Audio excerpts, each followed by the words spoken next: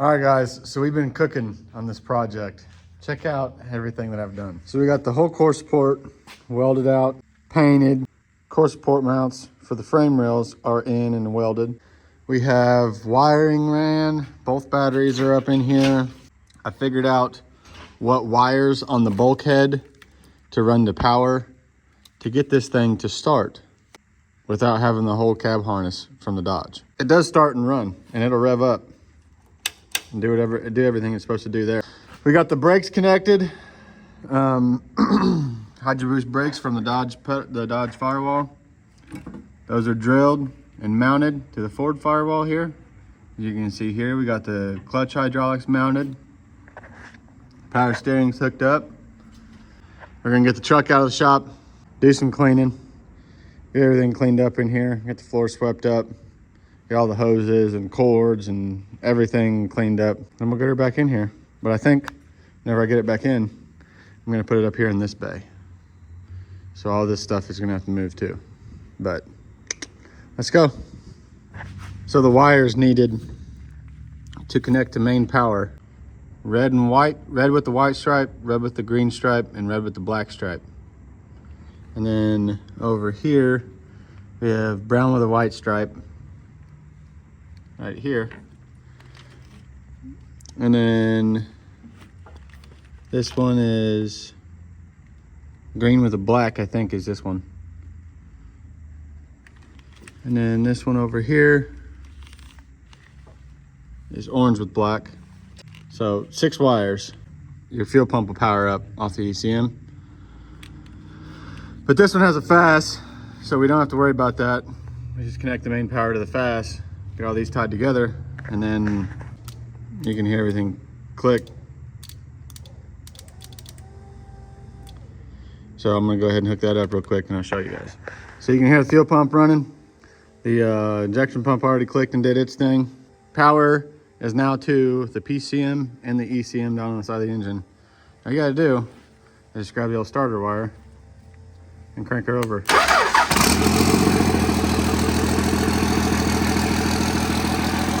I'm gonna get in and back it up real quick.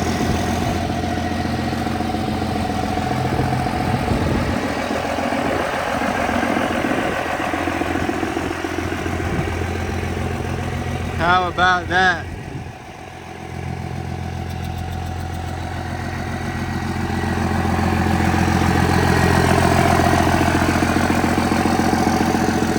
All right, guys, so flash forward a few days.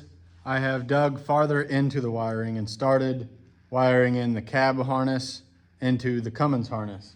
I was able to do away with a lot of stuff. So in the previous clips, I had the bulkhead from the Dodge wiring harness, pronged 6 wires to positive, got to start and rev and everything. I traced those back to the ECM on the engine and found that most of the wires that I had pronged to that harness ran to the ECM. So we basically just removed all of that and have it ran straight to the ECM now. There is 4 wires needed to start this thing and be able to rev it. That is if you have a fast fuel pump like this one has. This one has a fast fuel pump. Obviously the ignition wire on the pump needs turned on so the fuel pump runs. But as far as the engine running itself, if you like wanted to fire one up on a engine stand or wood blocks or anything, or on the ground even, if you wanted to fire one up, only 4 wires from the ECM bulkhead need pronged to positive, and then your ground's hooked up. The 4 wires that need pronged are red and green, red with a green stripe, red with a white stripe, red with a black stripe, and then green with the black stripe. The 3 reds are all the positives to send power to the ECM and to run the engine. The green with the black will allow you to rev it and give it throttle. So without further ado, I'm gonna show you the wiring that I've figured out on this truck. Check it out. So we get up here on the top side creeper. I'm currently in the process of building the throttle bracket for the throttle cable on the 2nd gen. So this bracket here is out of a 79 Ford with a 300 straight 6. The 300 straight 6 engines come with the carburetor on this side over here. They have this bracket already bolted to the firewall. with a cable driven throttle cable. The throttle cable connects to the factory Ford gas pedal here, and then comes through this bracket and then loops over to the carburetor on the 300 straight 6. So we got this bracket, and I kind of notched it out a little bit farther to be able to slide this Dodge cable into here. And then where's my gas pedal at? And this is what I came up for the attachment from the Ford to the Dodge cable. Kind of looks a little, I don't know, I might fill it in with weld, I might leave it, but I got it placed to where you can't see it from the front. So like it'll be inside, like this is where it bolts up on the inside of the firewall. And this is the only part that you'll see out of the engine bay. There's this rod sticking up. So it kind of looks like one. But, so this is Ford 79 through 73 gas pedal, bottom half. And then second gen Dodge top half welded together. I'll be able to slide it in there and connect it to that throttle cable. And I'm pretty sure I'll be able to have enough movement in the pedal to throttle it wide open and idling. I did take this rod, the factory 79 pedals, have a bend in them. Let me see if I can get this held. They have a bend in them about right here, and they bend forward on the factory 79s. I took this pedal out and I bent it out straight, and then I cut, it's over here.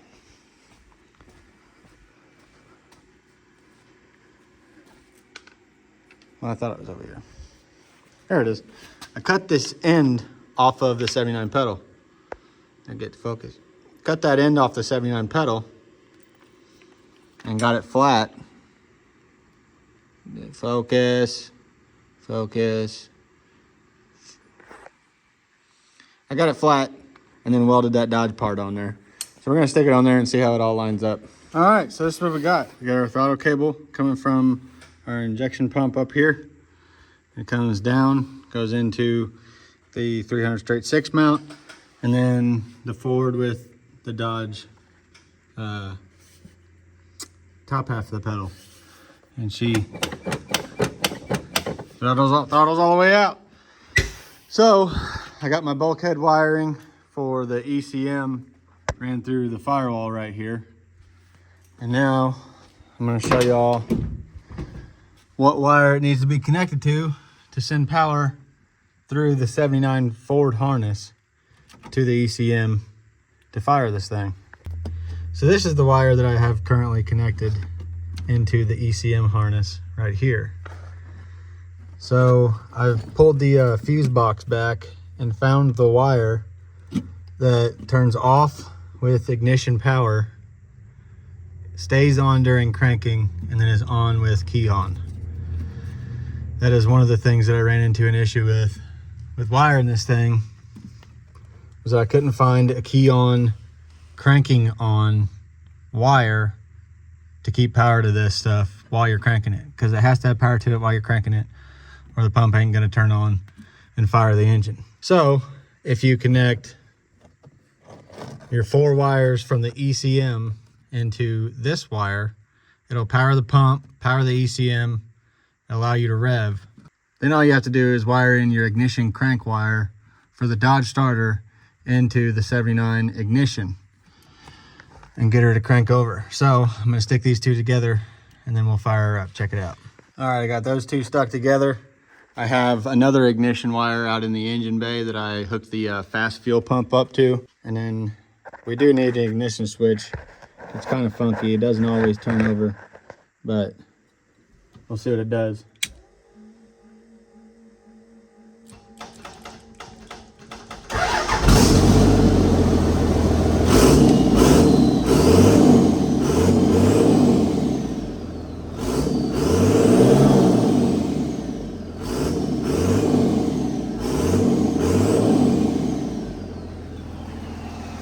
How about that? That's what I'm freaking talking about.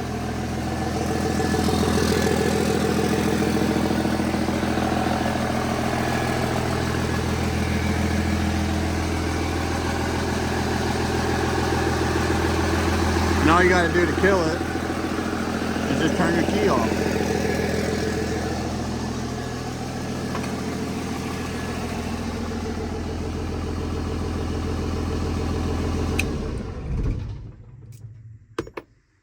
Skadoosh.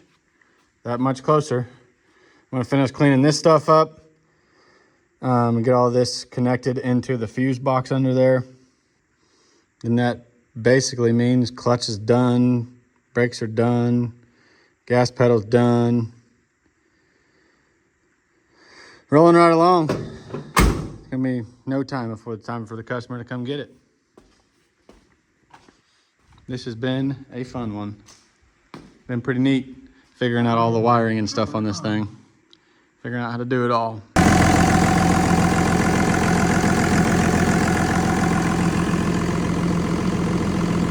About that.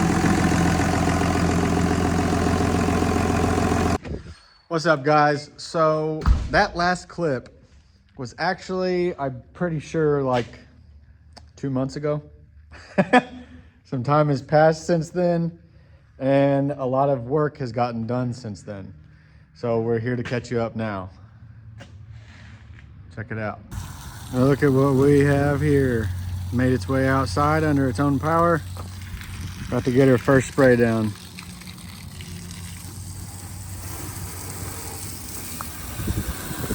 So we're nearing Christmas now. We have the new grill bezels trimmed up and fitted in there. Intercooler, radiator, AC condenser, it's all bolted in. Everything's all wired up. Intercooler pipes are ran as best as we could with what we had. Radiator's hooked up. It's got coolant in it. Heater works. The standalone engine harness that I makeshifted, sort of, I guess. It's over here. So this set of wires right here, red and black, and then this other red and green, I believe it is, and then green and black. These three go to ignition power. And this is off the ECM harness plug, okay? These three go to ignition power. This one here, red with white stripe, it goes to main power with a 30 amp fuse, which is wired in here. Now, we have the second plug on the ECM. This is for the OBD2. All of these wires on the ECM go straight to the OBD2 and power the OBD2 to show all of the readings, read the computer, really everything. You can tune it, whatever you want. We have the interior put back together. Still got to put the lower steering wheel cover down there. Still got to put that on. But we did get the seat back from being recovered, like brand new seat. Dome light even works in this thing. But it has turned out awesome. Let's see if she'll fire up. We need a new starter.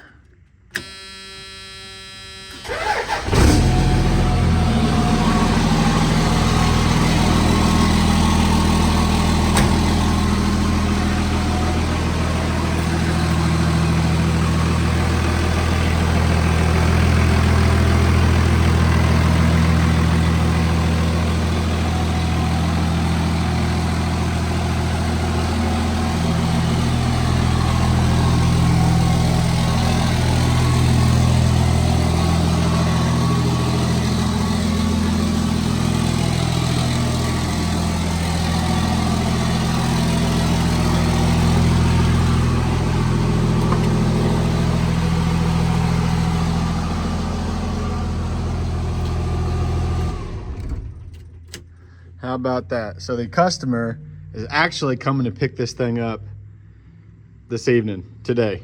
So I have just a few more little bitty things to tighten up that will video.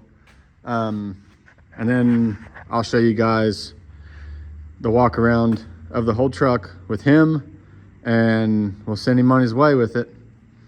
But she's just about there. We have to wire in the electric fans to a toggle switch, get that done, and then hook the tail lights up to the 76 harness. So we're gonna get down, get at that real quick. Customer should be here in a few hours. We'll be able to go over everything with him. Let's go. Well, we didn't get to video much anymore, but he's here. He's taking it. Time for her to go home and get a flatbed built. Been a fun one. Thank y'all for staying tuned. Follow for more. Taking the original frame and the CUMMINS.